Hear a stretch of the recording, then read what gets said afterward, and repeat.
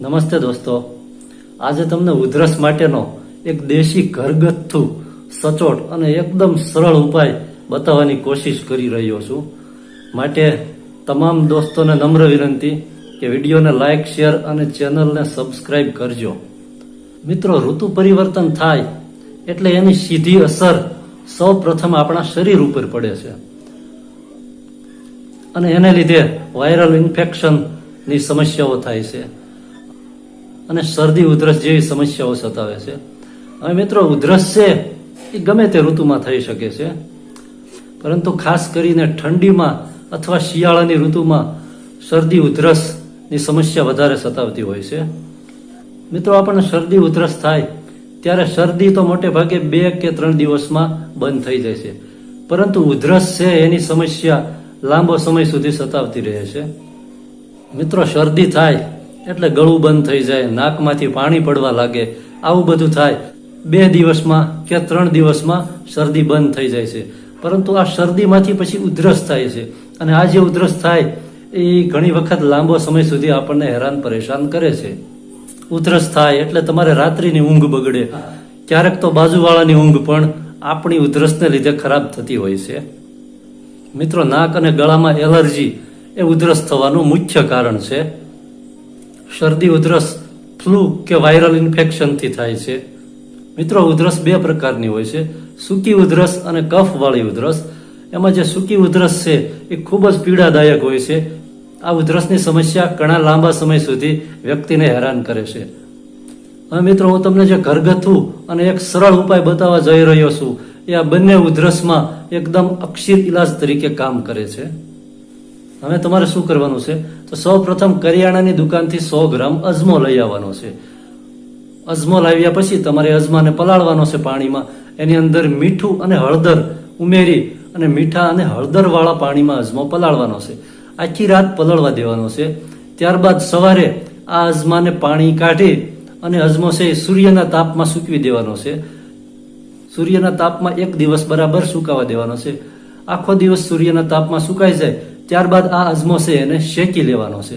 શેકી અને તમારે અજમાને એક ડબ્બીની અંદર ભરીને રાખી દેવાનો છે।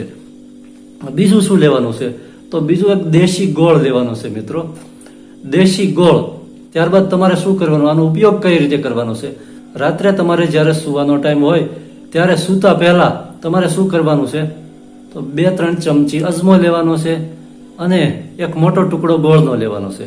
ત્યારબાદ તમારે શું કરવાનું છે, તો અડધી ચમચી પહેલા અજમો ખાવાનો છે, ત્યારબાદ ગોળનો ટુકડો ખાવાનો છે, એ બરાબર ચાવવાનો છે। ચાવીને અજમાનો રસ છે એ શરીરની અંદર ઉતરી જવો જોઈએ।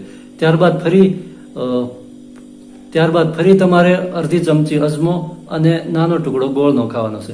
આ રીતે તમારે દરરોજ રાત્રે લગભગ 2 ચમચી જેટલો અજમો ખાવાનો છે અને એની સાથે સાથે દેશી ગોળનો ટુકડો ખાવાનો છે।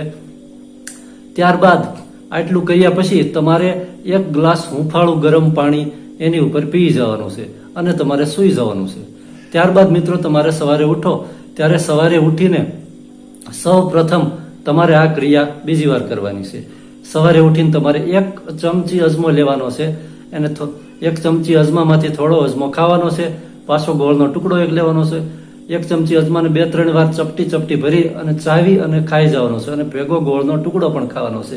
અને સવારે પણ હુંફાળું પાણી 1 ગ્લાસ કે અડધો ગ્લાસ તમને જેટલું ચાલે તેટલું પાણી ઉપર પી જવાનું છે।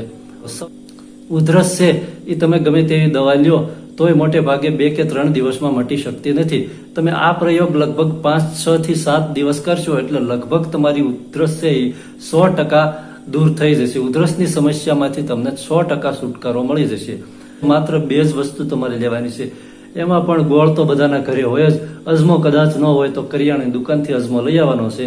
બસ આ 2 વસ્તુને સવાર સાંજ તમારે 5 થી 6 દિવસ કરવાનું છે, એટલે તમને ઉધરસમાં ઘણી બધી રાહત મળશે અને 7-8 દિવસ કે અઠવાડિયાની અંદર તમારી ઉધરસ છે એ ઉધરસની સમસ્યામાંથી તમને છુટકારો મળી જશે। મિત્રો, દેશી ઉપાય છે આ ઉપાય, જે લોકોને ઉધરસની સમસ્યા છે એ લોકો એકવાર આ ઉપાય અજમાવી જોજો, ખૂબ સરસ છે, સારું પરિણામ આપશે।